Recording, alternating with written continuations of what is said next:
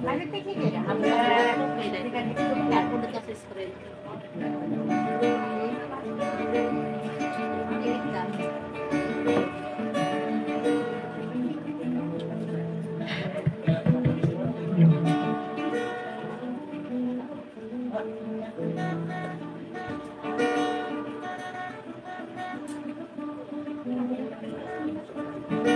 Kaya ko na siya pagalamatan.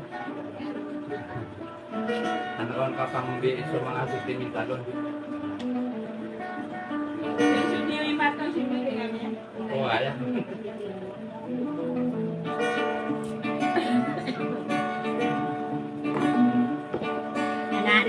Ako nakadetang ko malulutatan. Nakadeidiyadan ko magayonakan. Kadeidiyadan dinang ko melulutatan. Kaderaan nasidang ko magayonakan. Nakapelimbo timur melulutatan na.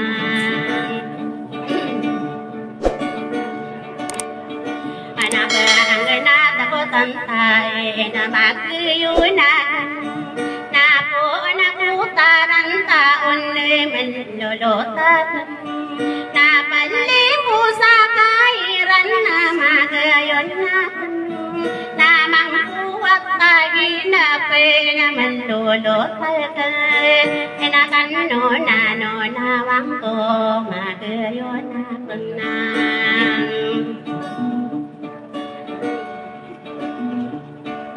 Naman sobang ko ako di malulutan na pagkaoran digiye na magayon natin sa mga diyawinan tingan na malulutan nakadigituan uwino magayon natin ay na ore na nga kaya na malulutan na.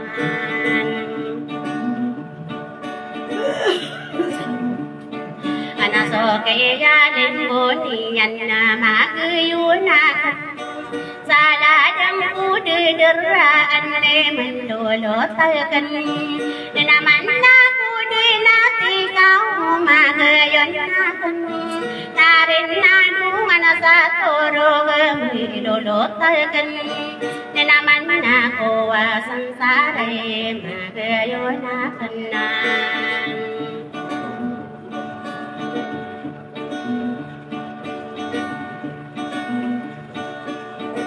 Nadailas sana kaya manlulutan nadan salan na pangaloy magayon natin nakatanto ko karaw manlulutan nakapikir ako magayon natin nasakapagudesan mede ng manlulutan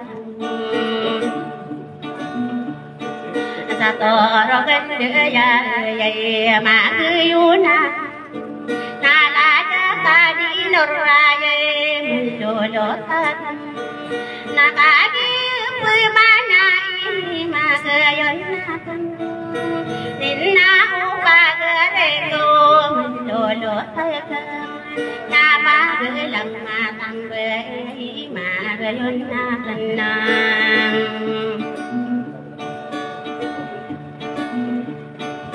Tanto wadi ko karaw manlulutan so di kang giginawa magayon na hindi lala narasay manlulutan nakapaging berakoro na magayon na mangodele na malulutan na.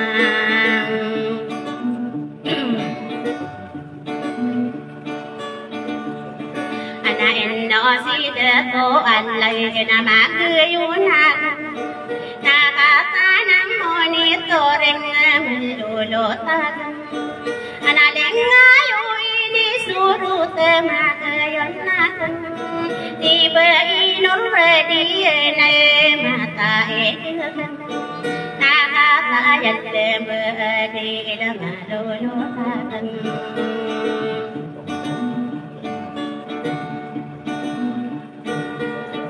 anade ko perodi wenga ana malolo takan inna renang ake nama yon ake nama lamma tambui malolo takan taling ayo ini soro tamaga yon ake anak ada de to mito maga yon akan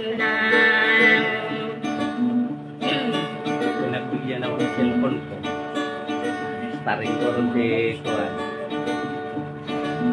Nakatarin makan mo di naman lolo takan na ay dusari papain magayon nakan nasagi isura ng may lolo takan naku kapangiginaw main magayon nakan ay dusot lotan na neti malolo takan Sukran.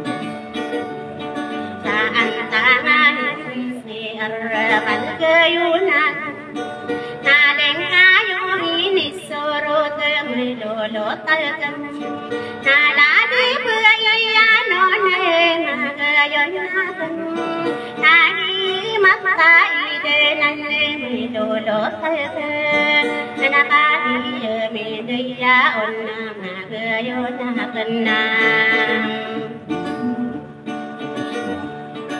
Maraming at narik sa tapos na. Urik yung cellphone ko.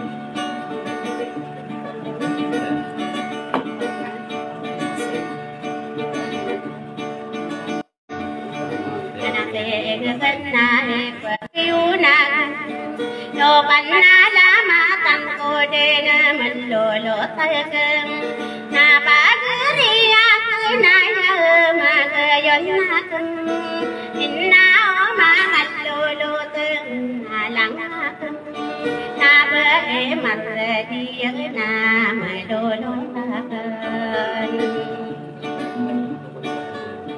Anaragayang sotorobin na makayunan Nabusukan dumadagaman lolo takan Nalali baeyaide magayunakan na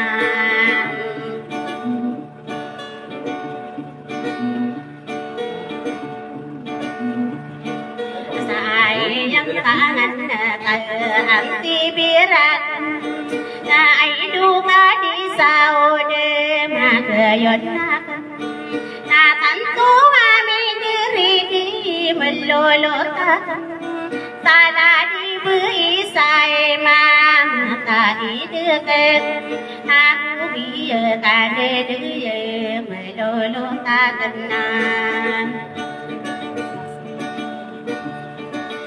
Dadi beina si maya matai dek, nakatan lang bede lang magayon nakan, nati kekenai mana magayon nakan, nai rumah tungane lolo takan, lobe kendenare bona magayon nakan.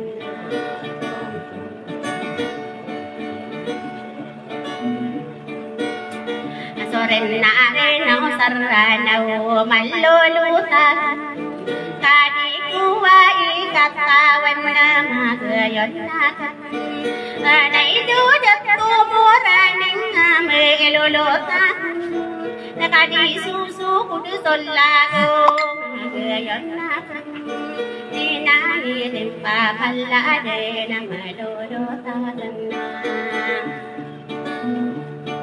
Panay dubai sa limina makayunan Napapagaw ano kumpe na malolo talagang Napapibir sudetaran na magayon natin Inao mga lulutan na lang natin Nanadin so maaga na lulutan na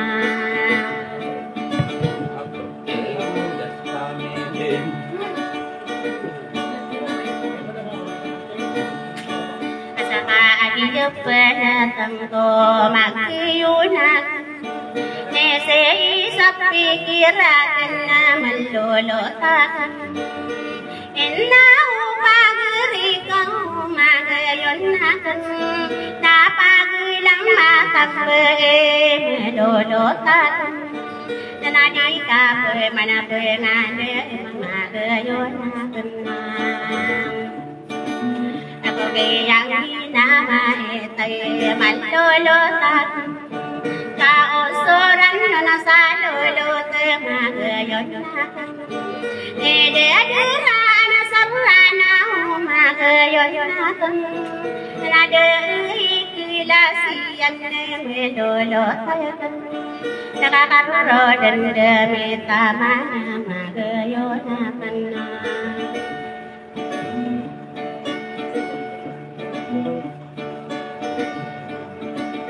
Nara ka kamane magiyuna anenna ude to mahide mallolo tagan na sallu tanaro makana magayonna sa arraka magayonna sa arraka anona malolo tagan anada ako mipati nalay na magiyuna nakakagili lang iyan malolo talagang nakadera iyo to magiyuna siba inasrepa siba inasrepa malolo sa arragata sa udim magiyuna sa kanya miniya onang magayon na naribu ng kodan na magdodotag sa katana so salam na magayon na anade sa sandu ay na malolotag na kodorran niyo magayon na mo sa tadi mana melolo tahan narano na buka pelolo te magayon sa tiyan nila ko malolo tahan ada mau deli na bagiyuna sabi na salama bekano lolo tahan sa pamaya bekarano